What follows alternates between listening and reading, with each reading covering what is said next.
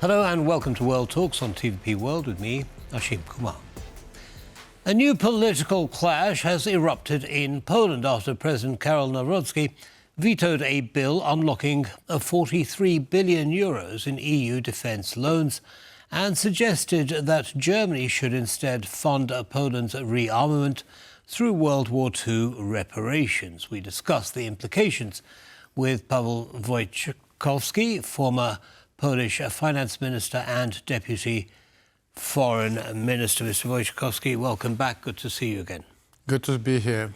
So the president has vetoed a bill which would have given Poland 43 billion euros from the European Union SAFE programme and which would have been used for defence purposes. On what grounds was the veto put forward? Well, let me first explain. That was the so-called implementing law to implement the facility to get the financing from the European facility. Okay. And that doesn't mean that Poland will not get the money, because Poland is able to have another facility which is already in the Polish Development Bank. It's called Armed Forces Support Fund. And on Friday, after the President Nawrocki said he will veto the bill, then immediately the government on Friday decided to have the resolution authorizing Minister of Defense and Minister of Finance to sign the new arrangement on how to channel the money through the budget and then to this special fund. So in fact, we'll get the money, right, but not all of it. Right. Mostly will go to military, and it will not go, for example, to military mobility infrastructure, roads or rail, or, for example, to the guards, so on the border guards. So Okay. We'll get the money, but we'll have to rearrange the contracts Right. in the Ministry of Defense. Okay, so it wasn't about The balance, yeah. It wasn't about the money. It was about the mechanism for the Polish government to get its hands on it. No, because when you ask me the first question, why on what grounds he vetoed that, I would say it's purely political, because the EU funds are, from the point of view of financing, as much cheaper. It's cheaper financing than issuing, sovereign bonds. Mm-hmm. It's also, long term. It's like if you purchase the tanks. Tanks will usually go for 40 years, so it's like amortization. It's a long term loan with for 45 years. So you don't have the bonds that would finance for 45 years. You have at most a 10-year bond in Poland. So and therefore that kind of idea was very important, because we, through this SAFE, that would be transformative to the defense industry in Poland and Europe, because altogether we would have to have cooperation among several parties within European industry. 65% is a local content provision. Local being Polish or local being European? But first, in the first period of time, that would be allowed to have one country only, and Poland would want to apply for this 43.7 billion euro, mostly for the Polish companies at the beginning. But the president said, several issues, about conditionality, which he didn't like, the conditionality, which is actually the budgetary conditionality, not political one. It says that you should really, have the audits, anti-corruption rules and stuff like that. So he didn't like, the fact that could become political, because there was rumors that, for example, Hungary doesn't get the SAFE money very soon, and there is, some course about that, how to get the money to Hungary. So definitely that was like the main argument, of course, was that we should not borrow the money from the EU, because it's a money in euro, and we should have own money, from the sovereign bonds, or from, for example, reserve from the National Bank of Poland.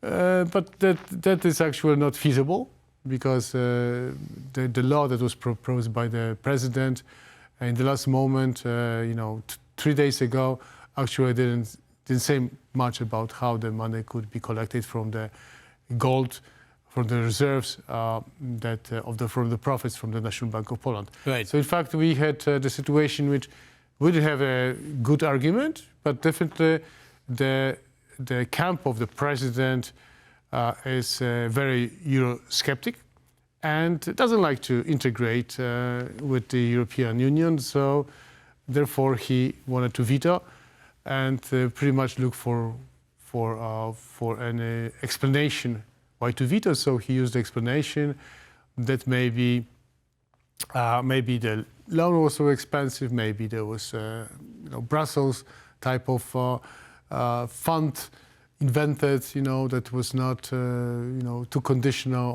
on politics in Poland. So altogether, we don't know exactly what caused that. Right, but it doesn't seem to have been very effective, does it? I mean, as you say, there is a workaround. And yes, and the government said, which is center-left government in Poland, said from the beginning, if you don't do the plan A, we have a plan B. So right. They'll get the money anyway from the European facility. Right. So the president knew about it, but the emotions were raised very high on that political issue. And of course, for the government, it would be much more difficult to get all the money for all the contracts, but will happen. Right, a large portion of it. And that does not need any involvement by the president. No, there's some people who say that there's an Article 89 of the Constitution that says you have a large contracts and large potential financial repercussions, then you should have, you should have a law that should be going to the parliament. But in fact, in the past, we had, Korean loans for altogether for $22 billion altogether, and we had sure instruments by the European Commission during the COVID times of over 10 billion euro. So all those agreements were done by the government without a special law. So you can imagine that this is the precedence that you can have actually this commitment by the government to agree on this financing from the European Union, and that will happen. And the problem for President Nawrocki was that he doesn't have an idea on how to solve this perception issue, because after veto, he said the money was there on the table, pretty much, in the Polish National Bank of Poland, which is through reserves, but their money is not there. From the point of view of going forward with proceedings with the National Bank of Poland, you could get the money in June next year, because right. the profits will be divided then. So in fact, there is no law that was proposed. The law was proposed by the president, but the law does not stipulate the fact that the possibility to get the money from the. So we had a blockade that was politically motivated. Yes. By the president. Yes. With no alternative being offered. No. Except for one, of course, and that is that Germany should be paying. Oh. So talk us through what happened there. Well, I call it. I say the following. Because the economists start saying, including myself, there's no money in the safe of National Bank of Poland. You could get the money maybe next year in 1 year and a half. So why would you want to propose something which is unrealistic? Immediately, probably the president thought maybe I have a better idea. Let the Germany pay for it. So this became the idea of the reparation by the Germany, which was like, this is the same story that was being talked for the last almost 10 years, especially for the right-wing parties, who were saying, we had an agreement of 1953. When Poland was not sovereign, we had some type of an agreement that the Soviet Union got the money, reparations, something with the Germany, some compensation that should pay the Polish, for example, workers, who work in Germany. So there was some compensation, but there was no the reparation deal in 1953. It was under Soviet times, under communist times in Poland, and of course Poland was not sovereign. So people were saying, that is not a right deal. And after the deal in 1991 that was made to agree on the Polish and German borders, to confirm the borders, that was kind of, the reparation was not solved as an issue, but it was pretty much understood that was being, pretty much agreed, because right. So it was confirmed that we will not come back to this issue, pretty much. Right. So no further claims.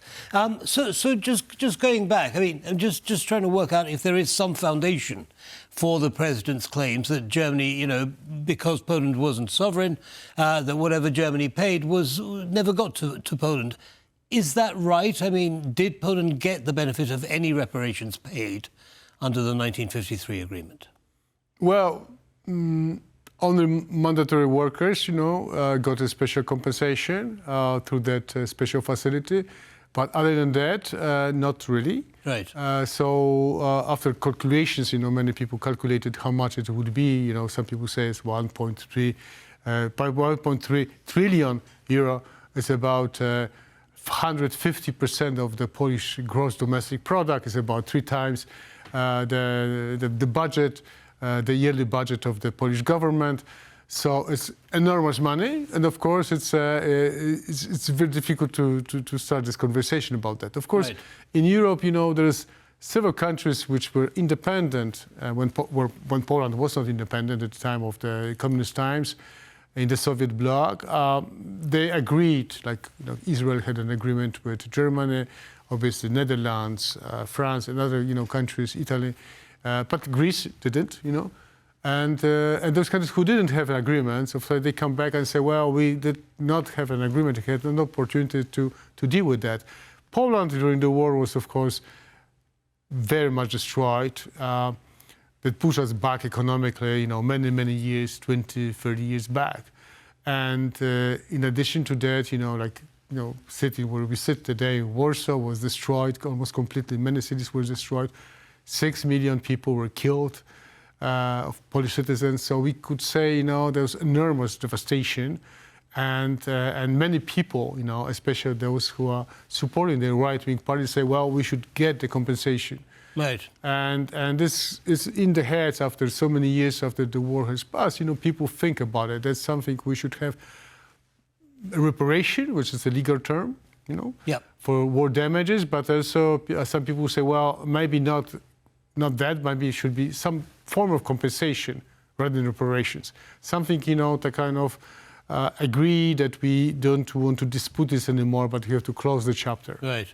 Okay, but I mean, it sounds as though it's unlikely. I mean, it's something that was closed in 1953. But I mean, just zooming out a little bit, how does this look in terms of Poland's credibility to the other European Union countries? Well, doesn't look too good.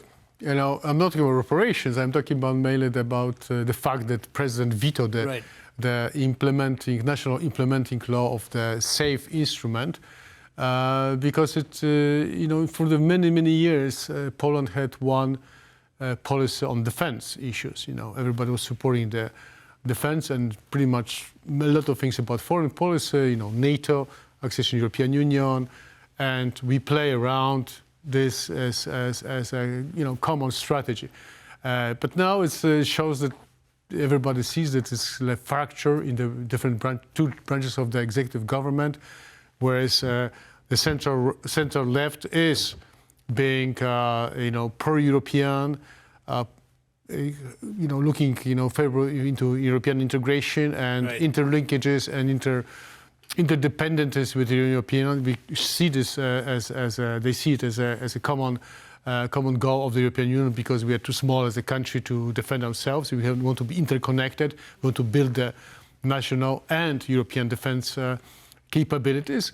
And on the other side, we have the right wings around president, right, so you have this Eurosceptic, which is pretty much pumping up the emotions about anti-German sentiment, anti-European sentiment, and stuff like that, which creates a problem, It's with not our a good- neighbors within the European Union, and Yeah. it causes problems to the integration, causes problems to the even in these fundamental issues like defense. There's unrealistic propositions that cover up the fact that we are anti-European. Yeah.